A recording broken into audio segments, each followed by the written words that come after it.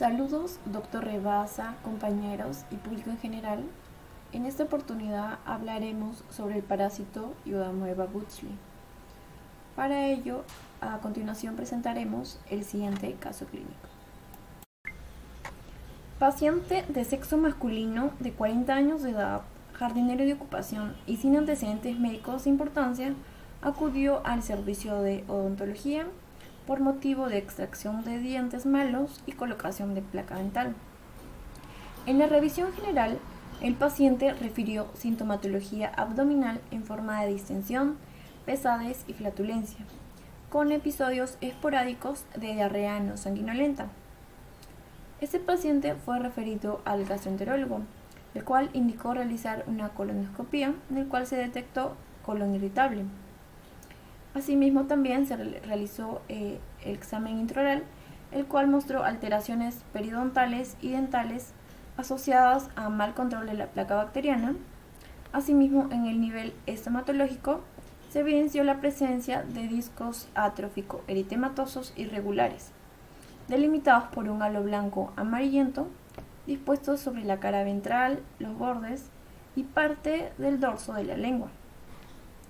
A partir de estos datos aportados por el interrogatorio, el examen clínico y las lesiones observadas en la lengua, el diagnóstico presuntivo fue glositis migratoria benigna. Asimismo, los síntomas gastrointestinales reportados por el paciente durante la consulta permitió considerar también la posibilidad de una parasitosis con manifestaciones orales.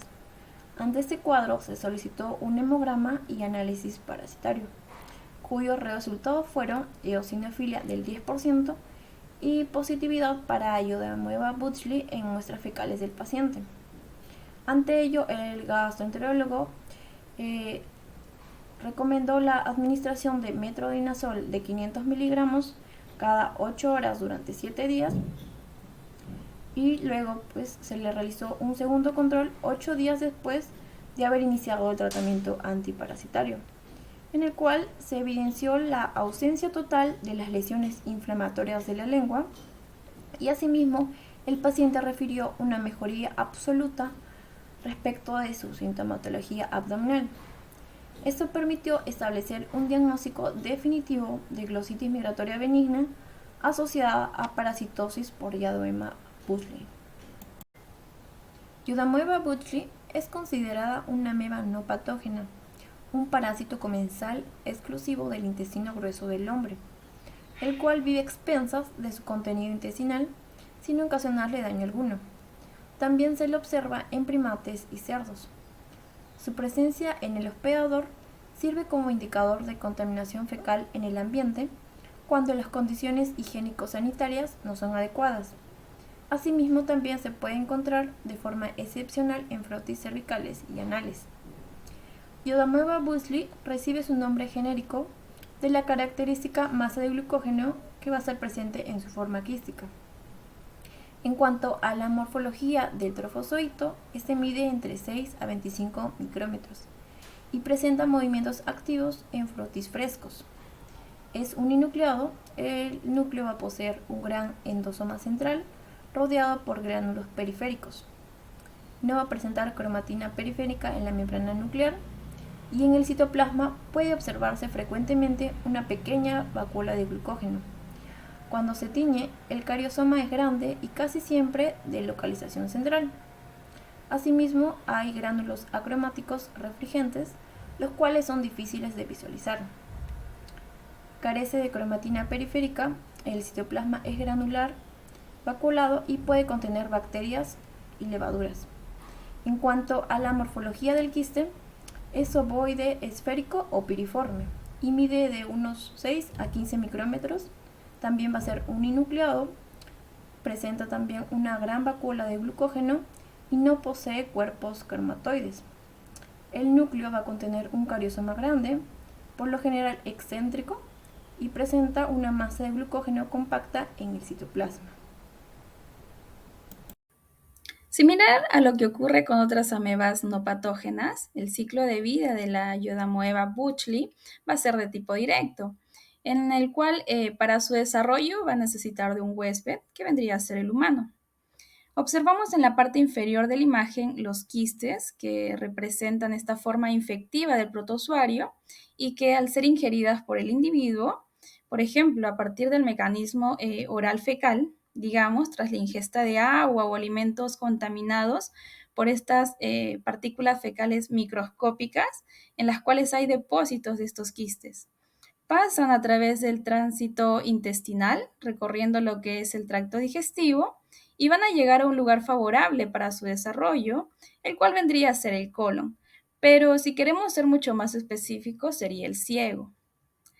Asimismo, mencionar que se ha demostrado que esta ameba sí es capaz de generar cierta patología intestinal, pero en casos especiales en donde el paciente tiene un sistema inmune debilitado. Por otro lado, en cuanto a la epidemiología, ya hemos mencionado que es una ameba no patógena, pero va a estar presente en todo el mundo. Con respecto a las prevalencias, varían de acuerdo a los estudios que se realizan en países desarrollados o no. También depende de las edades o también que la población sea o no sintomática.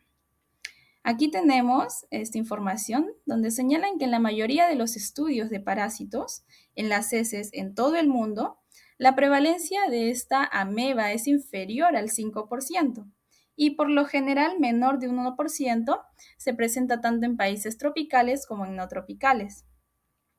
Sin embargo, esta prevalencia, como ya mencioné, va a depender de la población estudiada. Y también señalan de que puntualmente hay mayor incidencia que se ha encontrado de esta ameba, pero en las heces de niños. Con respecto a estudios en Perú, se han detectado diversas especies de este parásito intestinal en agua proveniente de pozos, de acequias, así también como en alimentos crudos y cocinados. Y para detallar, entre los entoparásitos no patógenos que se han encontrado, en una zona rural altoandina de nuestro país, la frecuencia de la Yodamoeba buchli fue de 14,3%. Y por supuesto, ¿no? Hacer una mención que esto va a depender o mencionar que en países en vía de desarrollo que tienen deficiencia de saneamiento ambiental, este tipo de amebiosis va a ser una enfermedad mucho más endémica. Enfocándonos en el diagnóstico de esta ameba no patógena, va a ser similar al de otros protozoos intestinales que también presenten estas fases de trofozoito y quiste. Un dato es de que en cuanto al trofozoito suele aparecer en las heces diarreicas, mientras que los quistes aparecen en las heces formes. Así que para el examen de heces se recomienda obtener como mínimo 3 muestras y de preferencia que sean de días alternos y por supuesto en frascos adecuados que presenten un líquido fijador o conservador. Y ejemplo de estos tenemos el alcohol polivinílico, el acetato sódico ácido acético, formalina, la formalina también un 10%, o también lo que es el mertiolato yodo formol.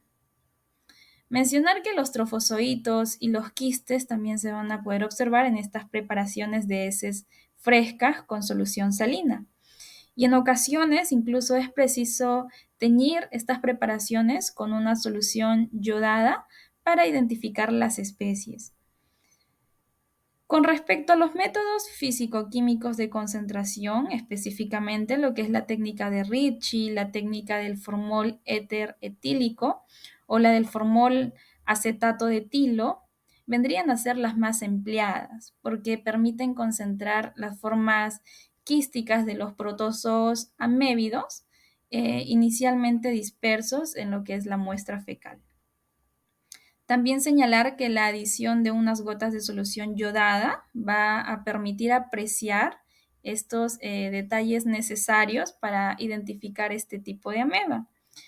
En vista de que le confiere este color, típico color amarillo al citoplasma, lo cual contrasta con el color negruzco del núcleo.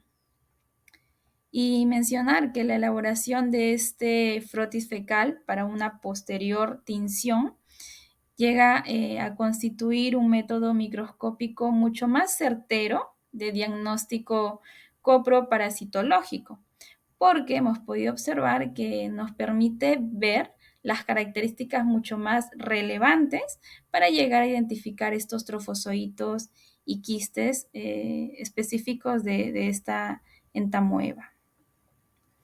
También señalar que se han reportado incluso como contaminantes fecales en un Papá Nicolau anal y cervical.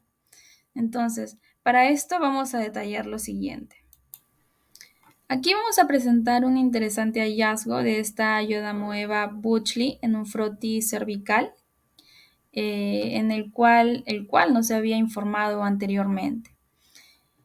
El caso presenta a una mujer de 35 años, a quien se le realizó un frotis cervical de rutina y mostró un fondo de células intermedias y superficiales con inflamación leve. Podemos observar en los 3 primeros recuadros de la imagen, por ejemplo, tanto en las letras A, B y C, los trofozoitos de esta Iodamoeba butchley, que muestran un endoplasma denso con vacuolas alimenticias que contienen estos desechos ingeridos y el ectoplasma de tinción incluso mucho más claro, que forma estos pseudópodos de tamaños y formas variables. En cuanto a la imagen, en el recuadro B, los quistes de esta Iodamoeba vienen a ser mucho más pequeños que los trofozoitos y tienen una vacuola de glucógeno prominente, y es lo que observamos en el recuadro D. Por otro lado, también tenemos otra evidencia en un Papá Nicolau anal. Para esto mencionan de un paciente masculino de 57 años que ha sido diagnosticado con infección por VIH 12 años antes, incluso, ¿no? Y actualmente estaba asintomático con un tratamiento antirretroviral de gran actividad. Para esto se le realizó lo que es un examen de Papa Nicolau. ¿Y qué fue lo que se observó? Podemos ver en la imagen el citoplasma de esta ameba que se encuentra vacuolada, lo que es su cariosoma central es mucho más grande, con márgenes nucleares que son bien definidos, y hay un espacio que se despeja entre este cariosoma y lo que es la membrana nuclear. Y esto es propio de esta Iodamoeba butchley. Iodamoeba butchley es una ameba que por lo general no causa patogenia en el hombre. Sin embargo, algunos pacientes presentan sintomatología intestinal. A estos pacientes se les indica la administración de fármacos habituales en el tratamiento de la amibiasis intestinal leve o moderada. Principalmente se indica metronidazol y tinidazol, que son fármacos derivados del 5-nitromidazol.